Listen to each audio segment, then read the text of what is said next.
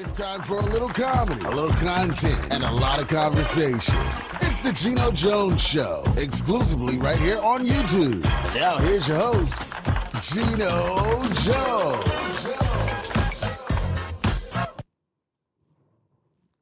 Hey, what's happening, everybody? Showtime. Lee, come on, fix my collar. Make sure that we good here. The Geno Jones Show. I come to you live. Yes, here I am live. It's Wednesday. It is Wednesday, February 13th. One day from Boogie's birthday. Boogie, my oldest daughter. That's what Daddy calls her. That's my name for her. Lauren, happy birthday, boo-boo. Hours early. What about 4.5 hours early? Monday through Friday. 7:30 p.m. Eastern Time, 6:30 p.m. Central Time, 4:30 p.m. on the West Coast. Tell everybody.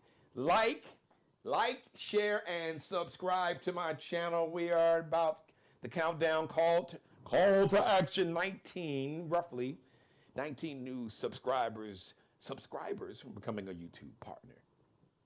That means that my company, my media company, and my channel will get a check from YouTube every month because of your views, you watching, and the likes and the shares, subscribers, all that determines how much money YouTube will pay your company and your channel based on the activity. And so you guys have made it very active. So I want to thank you and thank you for supporting Black-owned media. It is so important. I can't thank you enough. So I want to, again, thank you in advance. All right.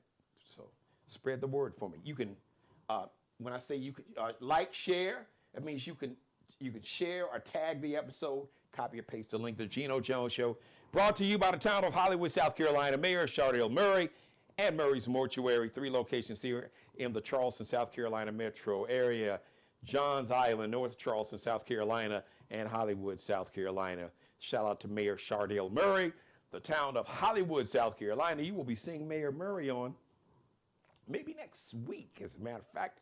They have a big event coming up, so I'm looking forward to, I think she may be a guest on the show next Friday. So I'll tell you more about that a little later. Well, we had a lot going on today. First of all, let's start off the show. Oh, by the way, before I go any further, the show is interactive.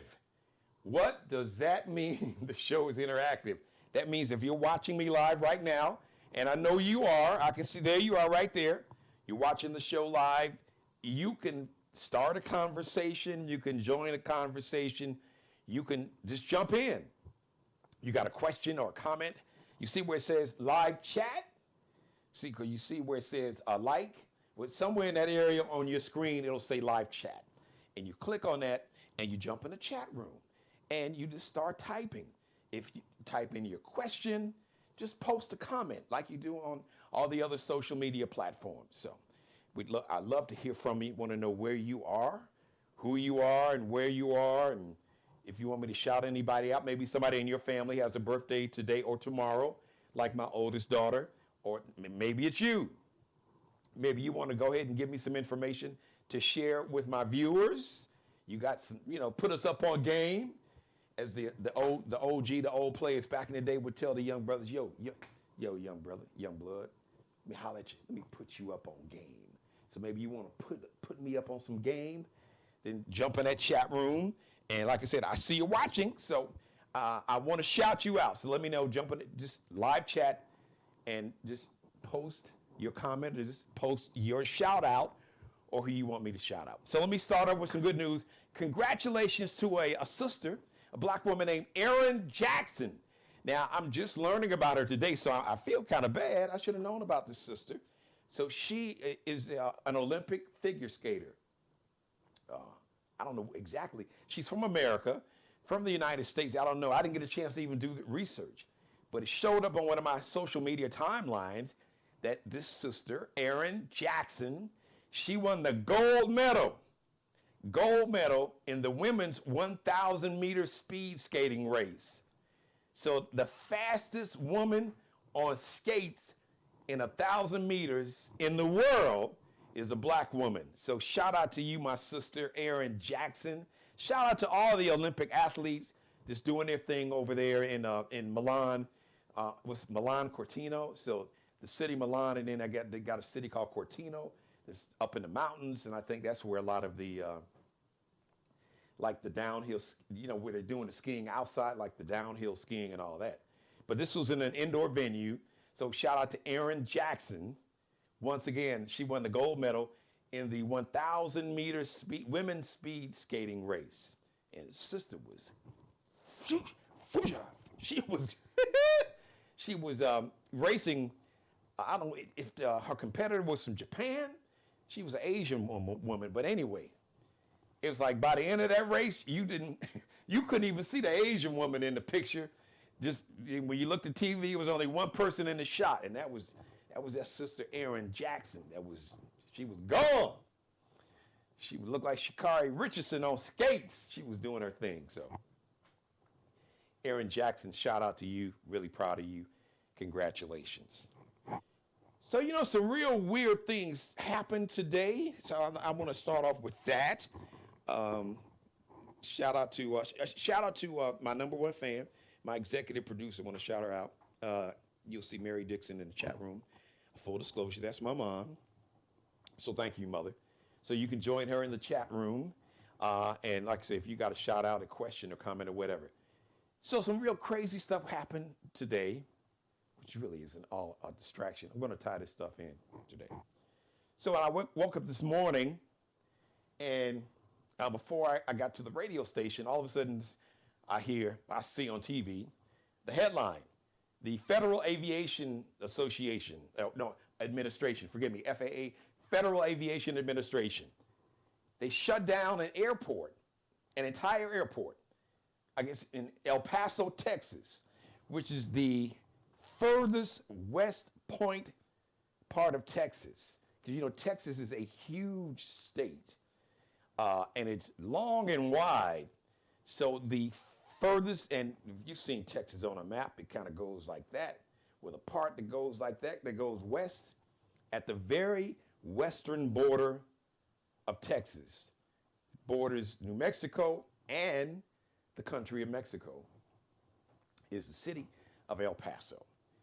So the FAA shut down the entire airport. Now, initially, the report was they were shutting down the airport for 10 days. Think about that. A major airport. Entire airlines, the whole airport shut down. All flights into El Paso, out of El Paso, canceled. All the airlines, Southwest and Southwest American, I think I saw Alaska Airlines. I'm sure, because Delta flies everywhere. So I'm sure Delta, may or may not fly in there, American, but it was so many. I know Southwest was one, and I'm confident I saw American. I don't know if I saw United. I thought I saw Alaskan, but I definitely saw Southwest too. So all these airlines, can you think about it? Now, El Paso is not a huge city, but it's a major American city. About 1 million people in the entire metro area. So you shut down an airport, and you were going to shut it down for 10 days. You had all these business travelers that were stuck. They couldn't get out of El Paso. So I'm like, what? And the last time you had a major American airport shut down was 9/11, September 11th, 2001, when we were attacked. You had 19 domestic terrorists or terrorists with Saudi passports that flew planes into the World Trade Centers, both World Trade Centers, one plane in the North Tower, one plane in the South Tower, flew a plane into the Pentagon, and were attempting to fly a plane into the U.S. Capitol. But many of the passengers fought with the terrorists, and the plane crashed in a little small town in Pennsylvania before it could get to the U.S. Capitol in Washington, D.C. So the last time you had a major airport completely shut down. And this is going to be a shutdown for 10 days. So I'm like, all right, what is Orange Hitler up to? What is this bullshit all about? Then, not even 2 or 3 hours later, all of a sudden, I don't think it was even 2 hours. All of a sudden, you saw, the El Paso airport is now open for all flights into and out of El Paso. Because I'm trying to, and then I was like, okay, so exactly why did you initially say that you had to shut down a major American airport for 10 days? After 9/11, JFK and LaGuardia in New York City, it wasn't shut down for 10 days. It wasn't shut down for a week. And you're talking about 10 days? You're talking about a week and a half? And all the, right near, I guess, the El Paso airport, I guess UPS and FedEx, they had a center there because I'm sure because you're right on the border, New Mexico and the country of Mexico. So think about all the business, all the money, the billions of dollars that would have been lost. So I'm like, okay, what was that? So then I hear with some lame excuse about, the cartel, the drug cartel, there was some threat from the drug cartel with drones. And so you had to shut down, you were going to shut down the El Paso airport for 10 days because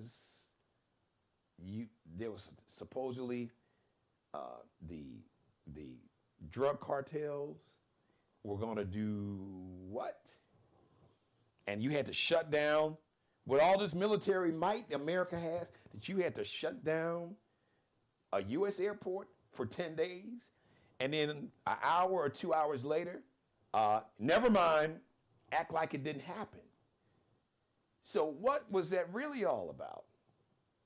Now keep in mind, there's a regime that runs this country that if they're breathing, if their chest, if they are inhaling and exhaling, if they are breathing, they are lying. These people lie in their sleep. The subconscious mind is lying. So I'm like, what was that all about? Because there's a lot of heat going on with the Epstein files. I'm gonna segue into that. But what was really interesting, because I'm like, as a matter of fact, I called the military expert for the show, retired Marine Master Sergeant Roy Gray. You've seen him on the show many times. I reached out to another friend of mine that's a retired military. So I knew they would have an idea if it was something. And then I asked, I said, okay, from a military standpoint, does this make sense? That America would shut down an airport if there was a threat? And if there was a threat from the drug cartel, America would shut down one of its own major airports for 10 days with all the military might, and you were blowing up boats near Venezuela, and you were talking about invading Cuba and Venezuela, but you were talking about, you were afraid of the drug cartel in Mexico or wherever, Colombia, where it didn't say which drug cartel, because it's not like it's just one. The drug cartel, and a threat from drones. With all the technology, you want to shut down. Now think about it. Just apply a little common sense. I know, common sense ain't common, they say. The country with the most powerful military in the history of humanity was so concerned about some threat from the drug cartel, don't know which one. Hell, just even if all of them supposedly got together, and there was a threat to the El Paso airport, with all the technology, that you were so afraid of this threat that you had to shut down the airport and shut down the airspace around the El Paso airport for a week and a half. And then, because when the story first came on, it's like, and basically the U.S. military has ordered, if there's any threat, they can shoot to kill, basically. Okay, but 10 days. It just, think about it. I ask you, does that make sense to you? You think about it. That America's so worried about the drug cartel that they would shut down what city you're living in. Chicago, you can be in Chicago, New York, Atlanta, Jackson, Mississippi, Portland, Oregon, Seattle, Los Angeles, Birmingham, Alabama, Philly, Pittsburgh, Cleveland, Cincinnati, Kansas City, Kansas, Missouri, Lincoln, Nebraska, Omaha, just Salt Lake City, Denver. I'm just throwing all these cities. Virtually most, even mid-sized cities, have an airport. Regional airports. Milwaukee's got one. So you want to shut down this airport in El Paso, Texas, and a lot of traffic, comes from the West Coast, and they do get a lot of flights coming from Mexico, some from the Caribbean. I'm sure that would be an area of connection for flights that were going to places, Denver, especially from the West Coast, to Portland, to San Diego, to LA, San Francisco, Portland, Oregon, Seattle, Denver, Salt Lake City, Las Vegas. I can see El Paso being a main connector location, or cities they have connections. So I guess the term I should use, it would be a main airport to where you would have major connections to other cities, Southwest, Northwest part of America. So, and I still don't know, but I do have my own theories or just speculation, because it happened so quick. We shut down the airport for 10 days. The El Paso airport, we're shutting it down for 10 days. And then like an hour later, forget about it. It's all good. Airport's open. Nothing to see here. I'm like, okay. So first of all, why were you going to do it? And I'm as the kids say, I'm calling cap. So, which is another word, that's kids' way of saying bullshit or lie. You say, that's cap, that's a lie, or that's bullshit. So I'm calling cap, bullshit. I'm calling bullshit, cap, and a lie on this. Well, it was a threat, a potential threat or threat from the drug cartel. Bullshit. Come on. If that was a threat, hell, you would have blown up wherever this drug cartel was. You got intelligence and surveillance. So all kind of surveillance with all these companies like Palantir and Peter Thiel's company Palantir. You're doing surveillance against all these Americans. You got intel, you know what's going on. So I'm sure that you had you had eyes, does this say eyes on the drug cartel? You knew that, so you had to have some idea where they may have been, or these drones. What's stopping you from, just like you blew up the votes near Venezuela? And we're talking about invading Cuba and Venezuela. So what was stopping you from blowing up wherever the drug cartel was? Even if you suspected they were someplace. So that's bullshit. Just stop. Stop lying. Stop lying in my face. Stop playing in my face. I'm not stupid. I ain't buying that. So is this just another, or now, I gotta throw this in here. The mayor of the mayor of El Paso. I'm thinking of San Antonio because my cousin, the retired Marine Master Sergeant, lives in San Antonio. I don't know I know for a fact that the city of El Paso, Texas, they have a black mayor. A black man is mayor. And El Paso is what is called a sanctuary city, which means that the city has what they call municipal laws, or laws basically for the city, to where they basically are not going to work with or cooperate with ICE. Sanctuary cities are a place where if you are undocumented, you'll be treated humanely, and they try to help them, at least help them in the process of trying to get legal status. That's just, now MAGA will say some other shit. Oh, well, they got all these illegal aliens and they protect them and, okay. Once again, no one is illegal in a country that is, nobody is illegal on stolen land. Thank you, Billie Eilish. So that's a whole nother conversation. So all these undocumented or illegal, we're just gonna be honest and just take it all the way back to the jump, to the beginning. We all on stolen land, except for the Native Americans that survived the genocide. So stop with the bullshit. All right, but so here's one of my theories. I don't know, just speculation. Now, I don't know the interaction between the mayor of El Paso and this regime. I don't know if there's been any comments in public or posts on social media. I don't know if the mayor of El Paso has said or done anything. As a matter of fact, I love doing this on live TV while I'm doing this. Is there anybody else that I need to shout out? Am I missing anybody? Shout out to everybody that's watching. Please, like I said, shout yourself out, post something, let me know who's watching.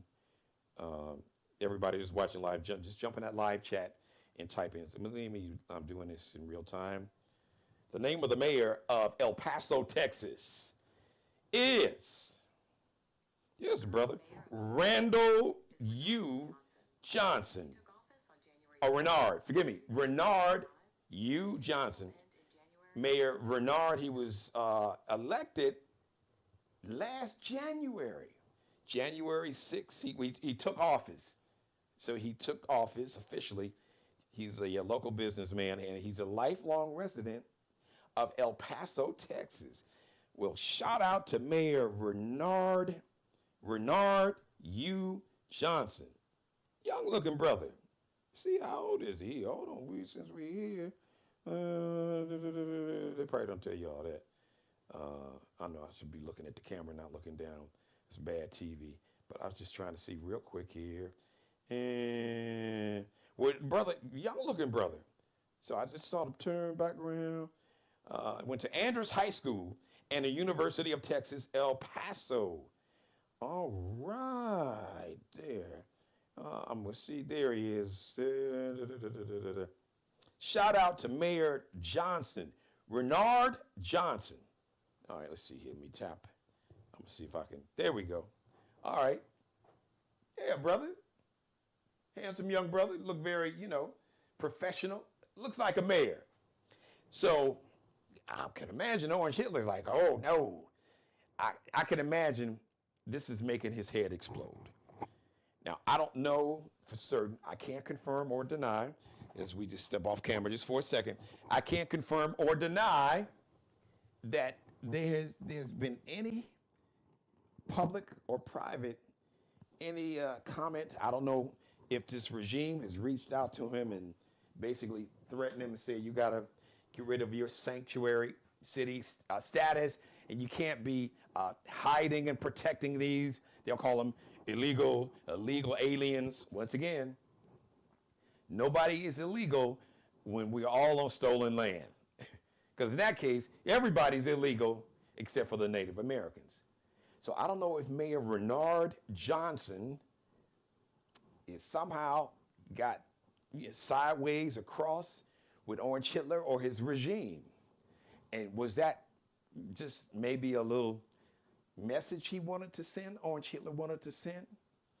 If you don't do what I say, I can really hurt you, and you're admitted. I can hurt your city. I can hurt you economically, which will affect you as a new mayor. So, but make it make sense. We know he hates black people. We know Orange Hitler is unequivocally racist, unabashedly racist, unapologetically racist, and proud with his full chest, unambiguously racist. So I'm sure he's not happy about, they got a black, what, I didn't know, so I'm sure he probably just found out They have a what? They brought an N-word. They brought an N-word as mayor of El Paso. Oh, it's a sanctuary city. Oh, let's send them a message. Let's send that N-word a message. Oh, Stephen Miller is using the N-word with the ER, the hard ER. And Steve Bannon, all those avowed racists, and Kristi Noem. But, so then if you say, okay, Geno, if that's your speculation, you speculating that, oh, maybe he wanted to send a message to this brother, then what would make him flip so quick? This is Texas, y'all.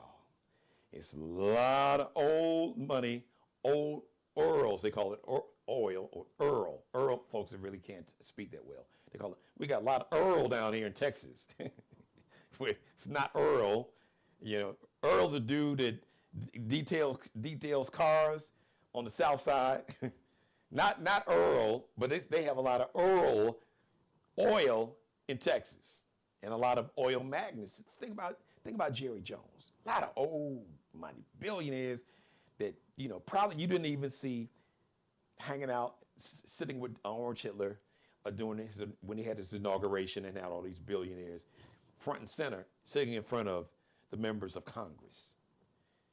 But I could imagine when it really sunk in, you know, some of these billionaires in Texas that depend on that airport to make money, they have businesses that was affected with that entire airport being shut down. Because, you know, these commercial airlines, they have cargo. You can ship cargo. You know, sometimes they don't use FedEx or UPS, but there was FedEx and UPS has an office, I did learn, at or near the El Paso airport. So I could imagine that FedEx and UPS, maybe to a degree Amazon, we know FedEx and UPS, I know they have their own fleet of airlines. So that's a lot of business, commerce. That's a lot of money. And you were talking about shutting it down for 10 days. Or I could imagine that your man Orange Hitler got a visit.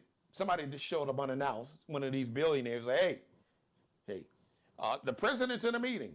Fuck you. I done gave this man a couple $1 billion, him and his family. Tell him it's so-and-so here. I need to talk with him. Or got him on his private cell phone. Because they probably didn't want to get too close because they know he shit his pants all the time. So they probably didn't want to be around and have to smell, the scent of somebody that pees and shits on themselves.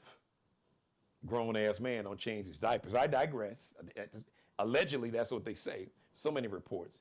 But I could imagine some of those billionaires that's in Texas, not to mention that, just the ones in Texas alone, probably had a come to Jesus conversation with Orange Hitler. It was like, hey, yo, I don't know what you're doing, but you fucking up our money. You messing with my money.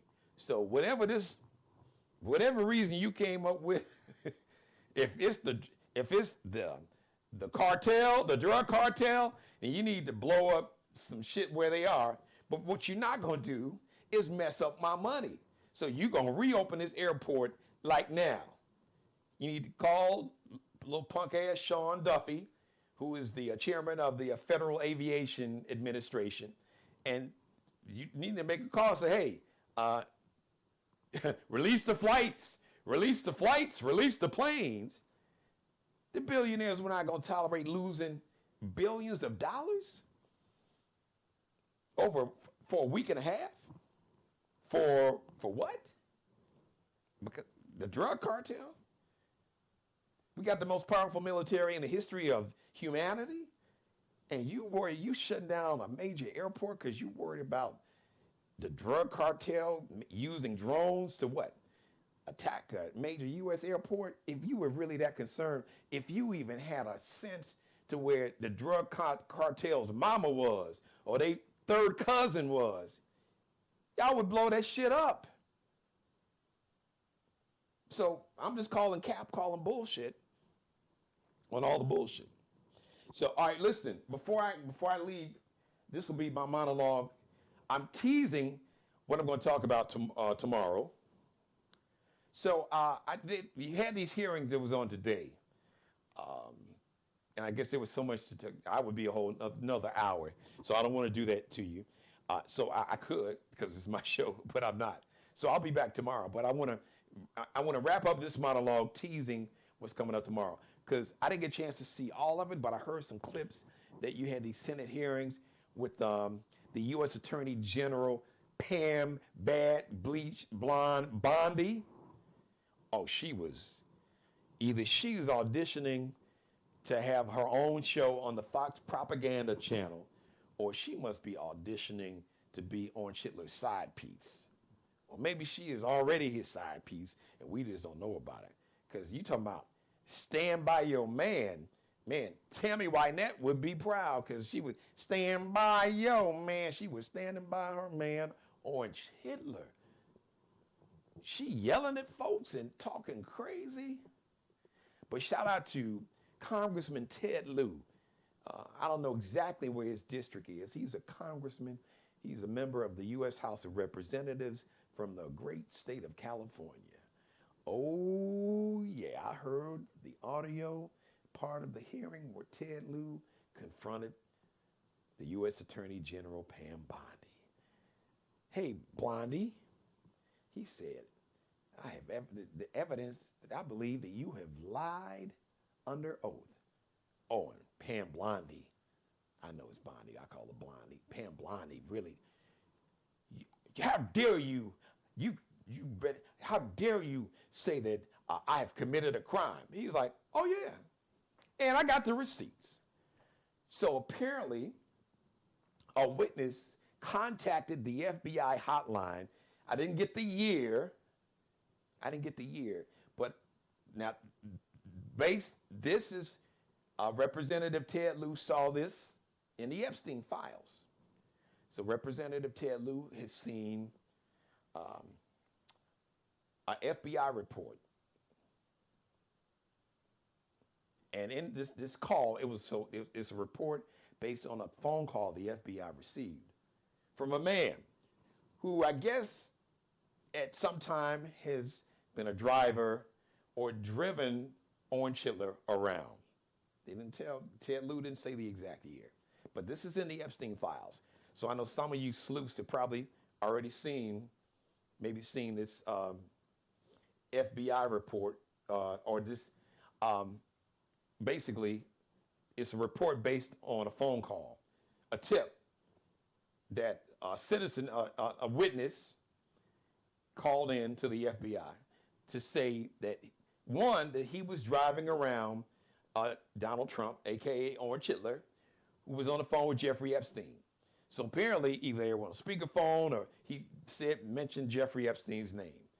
But in this part of the Epstein files was this FBI report of a phone call of a witness who overheard a conversation between Donald Trump and Jeffrey Epstein. That upset him so much, he said he wanted to basically pull the car over, stop the car, and beat Donald Trump's ass. He didn't use it, but he wanted to beat him up, basically. And in this same phone call from this witness, he talked about, he had a conversation with a woman who told this witness, who reported this, who called the FBI hotline to report this, that was never investigated. The witness's man who had driven Donald Trump around somehow had a conversation with a woman who says allegedly told the man that she was raped by Donald Trump and Jeffrey Epstein. And then the last thing that this witness said in this call that he made to the FBI was that sometime after the conversation he had with this woman who claims that she allegedly was raped by Donald Trump and Jeffrey Epstein, that this woman was murdered. And the man said, I guess there must have been the police investigation or the coroner when they kind of reviewed the body, because initially I guess they were trying to say that the woman committed suicide. But after the police and I guess the coroners looked at the body, they said the wounds, the injury that this woman had, they said because her head, literally her head was blown off of her shoulders. And they said that this injury, I mean this the injury that this woman received is not consistent with anybody committing suicide. Now you make of that what you will. Now why you haven't seen that be the lead story on every major news outlet, even these MAGA propaganda channels. But if you've been watching the hearing, because like I said, I just happened to hear this clip. Shout out to SiriusXM Urban View. Shout out to Karen Hunter. Give you your props, my sister. But if you've been watching the hearing and if you saw the interaction between Representative Ted Lieu and Pam Bondi, then you probably saw that. So this is on the record, on video. So it's getting interesting. So I'll pick up on that tomorrow, but that's the gist of it. And I'm sure there'll be some other crazy shit happening. So listen, thank you for letting me be a part of your life. As always, God bless each and every one of you, and especially you. Yes, you, God, most of all. Thank you for letting me do the Geno Jones Show Monday through Friday, 7:30 p.m. Eastern, 6:30 Central Time, 4:30 p.m. out on the West Coast. Everybody, like, share, and subscribe to the Geno Jones Show YouTube channel. Click on that like button. It's so important. Like I said, because the algorithm, YouTube's algorithms, they are looking. That's how they determine how much money they're going to pay, art content creators or those that have their own shows like mine, TV shows, some podcasts, whatever you want to call what folks are doing. We do a live TV show here using YouTube's platform. So shout out to YouTube. So please spread the word. Tell everybody to like this and every episode. Please, right now, click on that thumbs up button. Please share on every social media platform that you know and don't know. Any social media platform you see, share this show. Share, you can tag it, copy and paste the link, do all of that, and tell everybody to subscribe, because the call to action is, I only need about 19 new subscribers. And then my media company will start getting a check from YouTube every month, because I will become what they call a YouTube partner. So I thank you. I thank you all in advance. And I thank my new sponsor for 2026, Mayor Shardell Murray, and the town of Hollywood, South Carolina, and Murray's Mortuary. They have 3 locations here in the Charleston, South Carolina metro area. Let's see, Hollywood, South Carolina, Johns Island, South Carolina, and North Charleston, all part of the Charleston, South Carolina metro. Mayor Shardell Murray, you'll see her on a regular basis, once or twice a month, her and those with her administration. They have a lot of great things coming up for the town of Hollywood, South Carolina. I like this, part of the metro. So people that live all around the metro go and enjoy some of the great things happening in the town of Hollywood, South Carolina. Shout out to Mayor Shardell Murray. She was a member of the South Carolina House of Representatives, and just beautiful sister, beautiful spirit, beautiful soul. So shout out to you, Mayor Murray.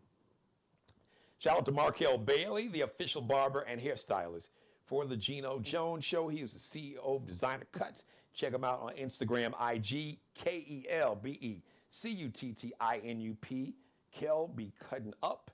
Allie Jones, the official wardrobe consultant and stylist for the Geno Jones Show. Check her and her Lexi Jones collection out. LX.NCL_.